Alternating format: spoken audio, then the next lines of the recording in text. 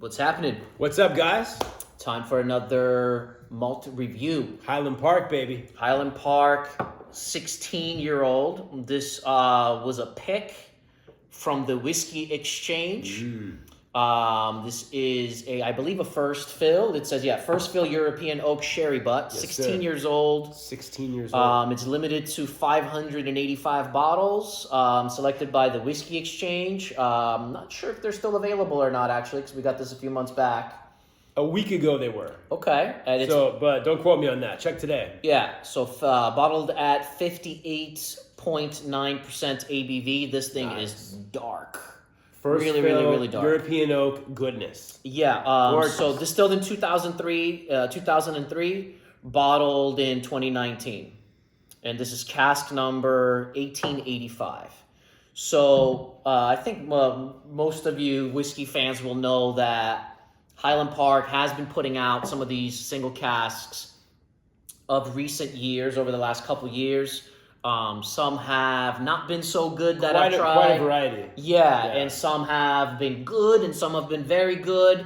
This one had some hype on social media, I would say, a little bit. Absolutely. A lot of hype. We don't ever really buy bottles based on social media hype. We kind of have our way of analyzing if a certain few people like it. There's not many people we will just blindly follow and buy a bottle. But this just looked delicious, right? I mean, just look something at this about thing. It. There's Keep something in about mind, it that was screaming. We got it Christmas time.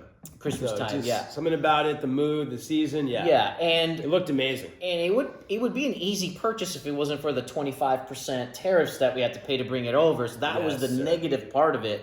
Do you remember how much this was? About $250? Yes. And then you have to add 25% tariff and shipping. And that really was kind of like the barrier, the hindrance why we hesitated. It took a while to kind of decide on it, but yeah, why not?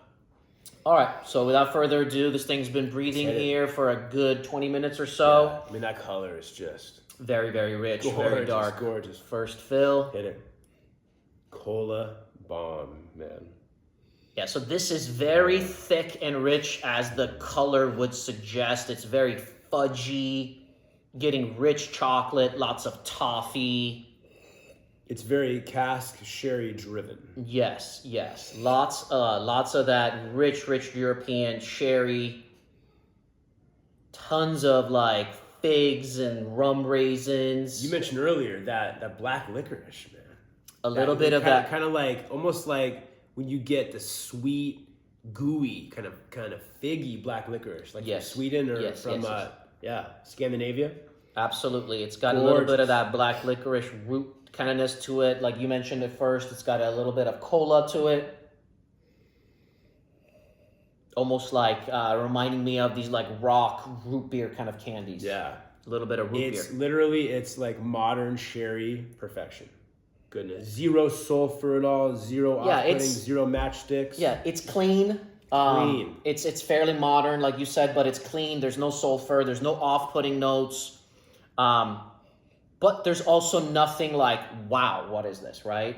Right. Well, and nothing I extremely guess wow about the it. only complaint would be, if you handed this to me, I would not know it's a Highland Park. That's why I was saying it's zero very, characteristics. very cask driven. Yeah. Yes. If you prefer distillate driven, or like that Orkney, heathery peat, not going to find it here. So Highland Park probably wouldn't release this as part of their range, right? They're always going to have their characteristics and the balance of Highland Park within their range. But as a single cask, you can kind of show off, like, here is what we have from a first fill European. We would mix this with other stuff to bring out the distillate character. Right.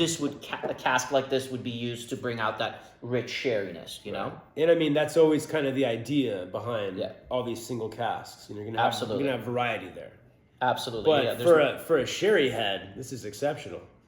Yeah, I mean, there's tons of toffee and caramel and fudgy chocolate, cola, root beer. Oh yeah, like those like little root beer gummies, root beer candies. Yeah, it's sherry candy in the glass. Stewed down dark berry fruits. No. Yeah, dark blackberries, black currants. Yes. Palate? Very nice. Almost 59% alcohol. I didn't feel any of it on the nose. Okay, that's one of my favorite things about this dram so far. The alcohol is perfectly integrated. Yeah, 0 alcohol burn, gorgeous, but all that richness. Cheers.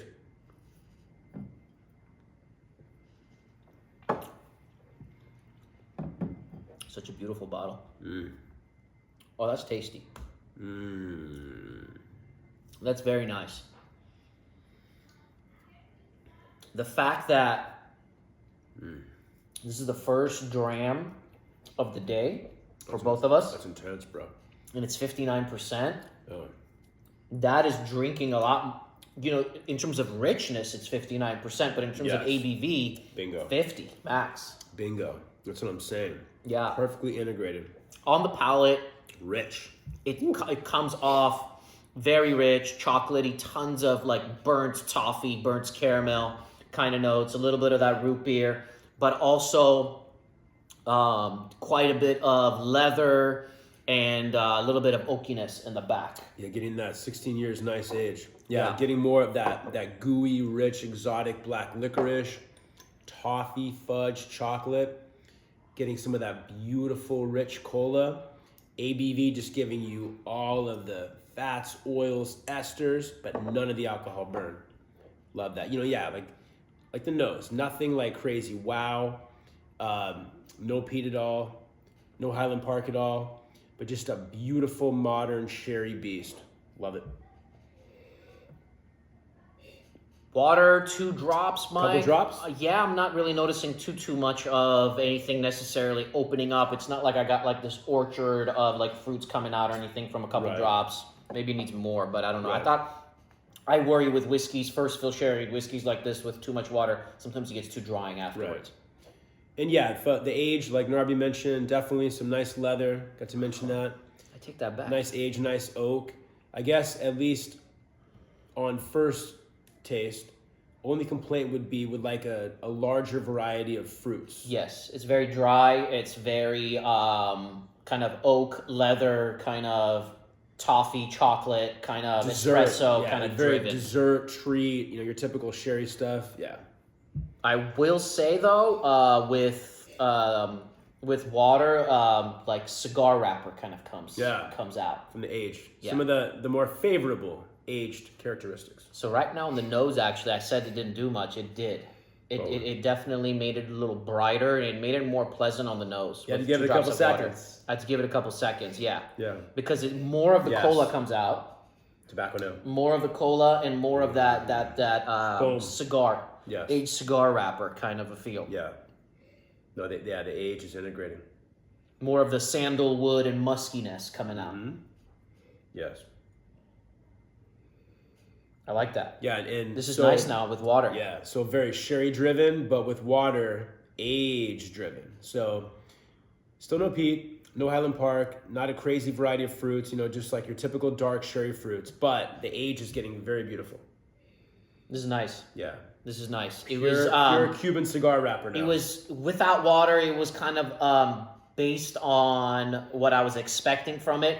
It was a little bit less. It was good. It was a little bit with water, just kind of what I'm expecting. A little disappointing, but now it's stepping up. Let's hit the palate with water. I'm very curious. To expectations.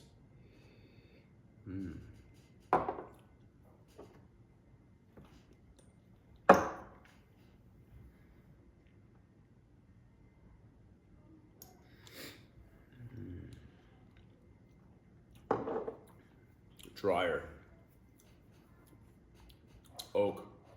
Oak more. Like we talked about that water, the oak. It's like the nose got better, but it's getting almost a little too oaky now. So for me, the oak is hiding everything else. else. I see what you mean.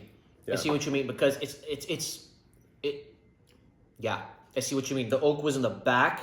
Yeah. Now on the second sip, whether it's the water or not, it's moving forward. Yeah. But it's a pleasant oak. Oh yeah, no, I'm just like saying in terms of like I'm kind of expecting anything else to pop out. Yeah. It's not because the oak is kind of hiding it. No, the oak's very nice, but the oak's hiding anything that else might pop out. I'm gonna make a comment. It's worth a gamble. 8 out of 10 times, the Whisky Exchange has as a pick that we've purchased. Yes. and I'm gonna say, 8 out of 10 times. Including their Black Friday bottles and Yes. or Christmas malt bottles. Anything the Whiskey Exchange is where it's their pick, It's quality. based on the price, it's almost I wish I got another. Usually, Yes. I'm not there with this one, but it's this is not I wish I got it, but mainly because the price. Right. Well, also keep in mind, like I said, a week ago, and that was a month and a half after it came out, if not more. Okay. It wasn't sold out yet. Yeah. Usually they'll sell out, and we're saying, "I wish I had grabbed one." Or, Yeah. I wish I had grabbed two.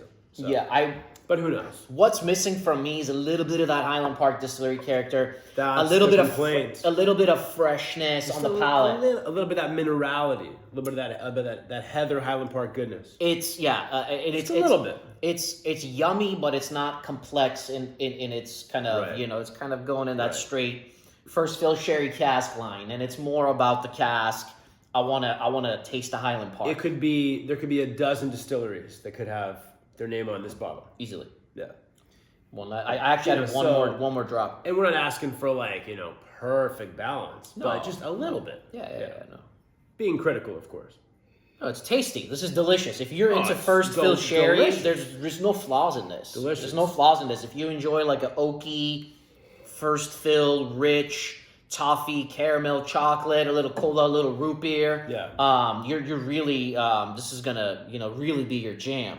But if you want to experience more complexity and a little more distillate forward, a little brighter, then maybe not. But this is a first fill quality cask. But I mean, this could be a Macallan. This could be a Glendronach. I guess it's because we love Highland Park so much, right? Mm-hmm. But yeah, pure sherry head, delicious.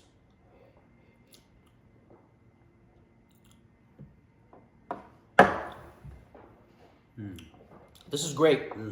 This is great. So, and the finish lingers with leather, tasty oak. Because when I say tasty oak, it's because it's sweet, it's sherried. Figs, rum raisins lingering with the oak, right? So toffee, chocolate, leather, oak, just kind of lingering there. I wish I was getting strawberries and more of the cola. That's the biggest complaint, the fruits. Yeah. But no, you're getting the beautiful Yeah. wood spices. You're getting ginger, cardamom, clove, allspice, Christmas party, spice party. Yeah. But yeah, you want those cooked ass strawberries from the age. This is good.